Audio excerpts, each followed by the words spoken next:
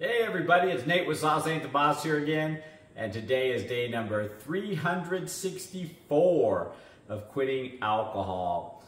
Today I was giving a lot of thought about what really got me through this year of not drinking alcohol, and because tomorrow makes 1 year, one more video left to do.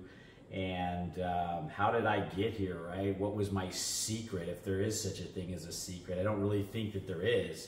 And if there has been a secret, I've shared it with you every single day so far on this journey from day one. I mean, there's a video every single day, 364 of them so far, including today, that you can go back and watch and see how I did it, what my mindset was, what I was talking about. And you know, I've emphasized this before, but this is something that just really kind of came up in conversation today with my wife when we were hiking. And it's the importance of routine, the importance of doing the same thing over and over again. And not in a boring way, because you can have a routine and you can change that routine as often as need be, right? So a routine isn't necessarily boring. A routine might be something 1 week and then something different the next week. You have the ability to adapt and change your routine based off of what you like, what's going on in your life, what's working, what's not working. And there is no way I could have made it this far without some type of routine and structure. And what's really interesting about having a routine is that you know, it creates a discipline, and I lacked discipline, obviously, as a drinker.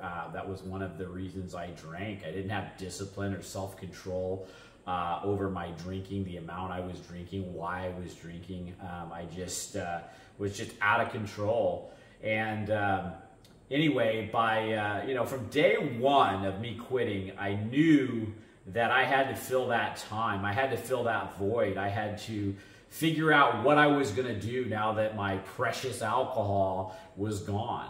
And all of us as drinkers, that's what we got to do. Day one hits, right? What are you going to do? What are you going to do in place of drinking? What are you going to do, you know, productive instead of drinking alcohol? And it's like I've mentioned so many times before, it's easy to replace that alcohol with some other type of outward source of instant gratification that's not good for you, whether that's food or you know, some other type of substance. People start smoking grass. I mean, whatever, you know, you start using in place of that, that can be detrimental. Smoking cigarettes, I mean, who knows? There's a whole list of things, but none of those are going to really resolve the reasons you drank. They're not going to fix the problem within yourself. And so I made it a point, and I think we all do when we quit drinking, to be as successful as it possibly can be, is, you know, take a stand that you're not going to go down some other road of you know, substance use that's not good for you, or, you know, turning to the sweets and the fried foods, you know. And is that a lesser evil than alcohol? It probably is, you know. But if that's what some people have to do, you know, who am I to judge, right? I mean, I'd rather be, you know, a 250-pounder off of alcohol. I was telling my wife, if I had just quit drinking alcohol over this last year and not lost the weight I have and transitioned spiritually and physically and mentally the way I have, I just quit drinking alcohol, that would have been a huge win, right? But there's something about, you know, when you start on one thing, you stop putting the poison into your mouth, all of a sudden you can't help but to improve in other areas of your life. And that's what I want to talk about routine today is, so from day one, I said, okay, I'm not pouring in the alcohol, I'm not pouring in the poison anymore. That's done. Okay. So now I'm going to have to start filling that time with other things. So I started, you know, getting up earlier. I started, you know, hitting the gym, for lack of, but I have a home gym. Whether you get a gym membership or you start working out at home or getting up early and going for a walk, get your body moving. That has to be, in my mind, that had to be a part of my routine. It still is today. And getting up earlier, get moving, eating healthy foods was part of my routine. and then, just developing those daily habits and routines. Now, when you first start, it sucks. You're not used to working out. You're not used to breaking a sweat. You're not used to getting up at 6 a.m. and going to bed at, 8 p.m. or 9 p.m. or whatever. You're not used to some of these things that you're doing, eating broccoli and stopping the flow of alcohol and sugar and fried foods or whatever it is you're doing, right? So all this stuff creates this uncomfortableness, this out of comfort zone discomfort. And that's when the going gets tough, and you have to feel that stuff and get past it. Stop being such a weak-minded individual and be like, you know what? I need to quit this alcohol. I need to better myself, better my life, be the best version of myself possible. And I'm not going to get where I'm at today, point A to point B, or where I want to be, if I'm going to be a candy ass about it, right? I've got to kind of, toughen up a little bit. And that's where growth occurs, right? That's when you're going to get better. You're going to get stronger. And so develop those healthy habits, those healthy routines, and do them day in and day out. What the awesome, amazing thing that starts to happen when you have those routines and you start doing this is it does take time, but all of a sudden, 3 months in, you start to like working out. You start to like eating broccoli. You start to like the fact that you're not drinking alcohol. You start to like the way you're looking, like the way you're feeling. You start to like your life again. And then you embrace those routines. You love those routines. You're all about those routines. Why? Because they're changing your life. Now, you're not going to see, that's happening in the first week. You're not going to see it maybe in the first month, maybe the second month. But like I say, you go 3 months, you start to notice it. You go 6 months, you're on your way. I mean, and that's what I can't emphasize enough is once you develop these routines and you start doing them and you give them the time, you go from 3 months, 6 months, and then all of a sudden it just starts taking off like a bat out of hell. And you're like a bat leaving hell. You've been stuck in hell for how long? Drinking your alcohol, being overweight, feeling like crap, being miserable with yourself and who you are, not liking the direction you're heading in. Now, I'm talking about me. That's how I feel. Maybe you feel differently, and that's fine.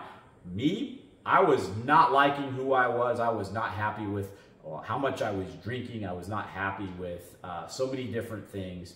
And so I made the decision to change, right? And it was uncomfortable at first. It was developing routines that I didn't like in the beginning, And, but bit by bit, you just, how do you start a routine? How do you know what? You just do it even though you don't feel like doing it.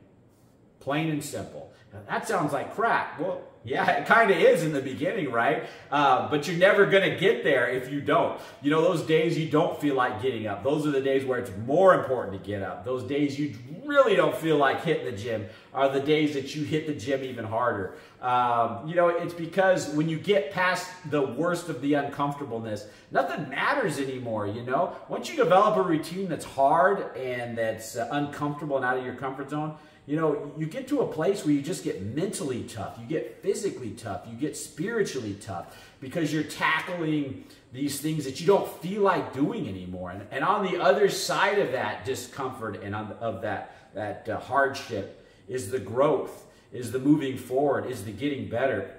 And it's so crazy now because being a year in, if I don't get to do my routine, I don't get to work out, I don't get to eat healthy foods, I don't get to, spend that time meditating each day, or whatever healthy things you want to add to your routine. Maybe it's, working on projects around the house, getting out and doing some gardening. Hobbies can be part of that routine. It doesn't have to all be working out and eating healthy. I mean, it's routines of practicing playing an instrument, carving out time to spend with your family. I mean, visiting people that maybe you haven't visited in a long time because you've been drinking so much that you need to reconnect with. I mean, your routine can be different and change, like I say, all the time.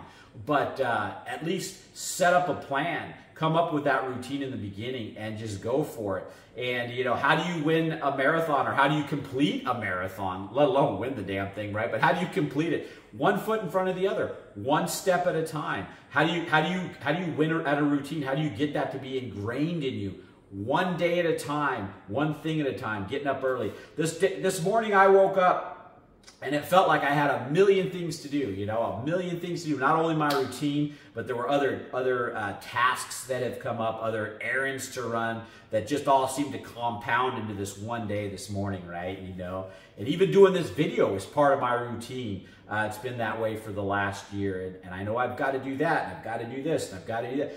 And I'm thinking about, whoa, you know, I watched this for a split second because I've been getting really good at controlling my mind too and not letting my thoughts run away with me. And I started to feel that little bit of overwhelmness, you know, that you start to get. And I thought, you know what, this is some BS. Why am I feeling this way? All I got to do is I know what I've got to do mentally. I've got that checklist in my mind. I got my routine. That's all just flowing, right? Because I've been doing that for the X amount of, you know, 12 months I've been doing that. These other things is just one thing at a time. Tackle one thing at a time. Don't worry about the other things. You can't worry about this over here you got to do when you're focusing in on this, right? So there's no point in it. You know, put that on the shelf, and you're going to pull that down off the shelf as soon as this other thing's done. So I just started, and my wife felt the same way because we both, you know, a lot of these things we had to do together and get this stuff done. And it was like, I told her, I said, calm down. We're going to get it all done. It's just one thing at a time. And here it is, you know, it's in the evening now. Every single one of those things got done. Would worrying about it, stressing about it, all that, you know, letting your mind have helped in any way, shape, or form? Absolutely not. It would have just added undue stress and made the situation worse, honestly. So just do one thing at a time, right? And you go, well, how do I develop a routine? One thing at a time. Maybe, you know, the first day you quit drinking alcohol, you commit to setting your alarm an hour earlier so that you can go for a walk. Maybe that's the only thing you do that day. Okay.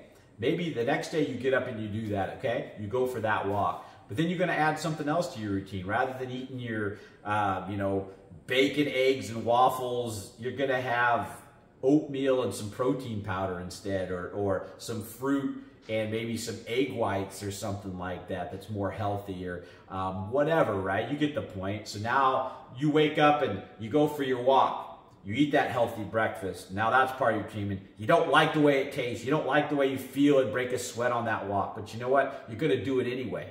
Then the next day you get up and you add something else to that routine. Maybe that's carving out an hour to play with your kids, or if you don't have a family, maybe it's an hour of meditation, or half an hour, 25 minutes. It doesn't have to be that long, right? So now that's part of your day. Sometimes I just breathe as part of my routine. I'll stop midway through my day, and I make that part of my routine. Is at several points throughout my day, I just stop. I take in some deep breaths through my nose, out with my mouth, and it's amazing how that will refocus me. That will calm me down if I'm spinning out of control with my thoughts, or maybe you've got an alcohol craving. It really helps, right? And so you start picking these tools up and these tricks, and now all of a sudden you start to add all these things. Before you know it, you've got yourself a full routine that's working for you, that you've now filled all that time you used to drink in healthy ways. And then all of a sudden you find that this thing in your routine, you don't like it, it's not working, or it's just a waste of time for you. Move on to something else. Replace it with something different, right? But the key is you have structure. And through this routine, you're gonna find something. You're gonna find discipline starts to occur. Wait a minute. You know, 3 months ago, I was the most undisciplined son of a gun there was. And now I'm finding myself structured.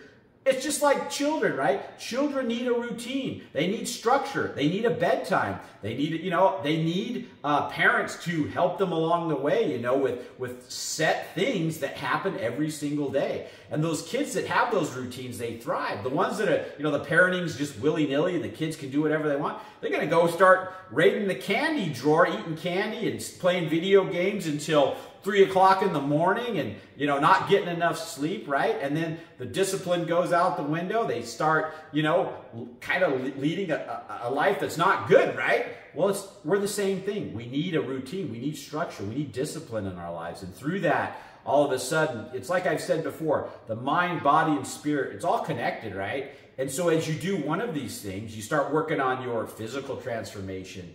You realize that pushing yourself, it's up here too, right? It's a mental thing, right? So then all of a sudden, you're growing in strength in your mind, and you don't even realize it. It's because you started off with this physical thing, right? Now all of a sudden, you're getting mentally tougher. This routine's making you mentally tougher. And then all of a sudden, you start to notice you're growing spiritually. You're not as angry anymore. You know, you have healthy outlets. You notice you're kinder to people. You're feeling better about yourself. Your confidence grows. So all of a sudden, you know, you grow spiritually. And it's like I said, you know, you quit the poison, you quit the alcohol, and then all of a sudden start working on yourself bit by bit, little by little. Your mind, your body, your spirit all get better. And then you start to develop that life where you don't need alcohol anymore. And that's the key. I don't need alcohol anymore. I needed it when I was, you know, 50 pounds heavier and my life was miserable and I didn't like who I was. And, you know, I needed it to escape that. I needed it, you know, or it felt, you don't really need it, but you think you do, right? So you feel like you need this alcohol to escape from your life, or that you don't know how to socialize because you're not charismatic, and you're not charismatic because you're insecure, because you're 50 pounds overweight and you know, how you feel guilty about all the drinking you're doing and how you're not carving out enough time to spend with your family, and that you're a shitty employee because you're waking up hungover and calling in sick. I mean, all this stuff starts to catch up to you and create this just insecurity and lack of confidence in yourself. So then you need alcohol more to socialize. You need it for this, you need it for that.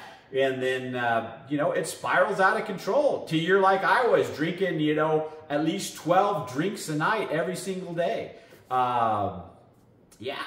So what you need to do, like I say, is develop that routine, you know, and start it small and build on it and build on it and build on it.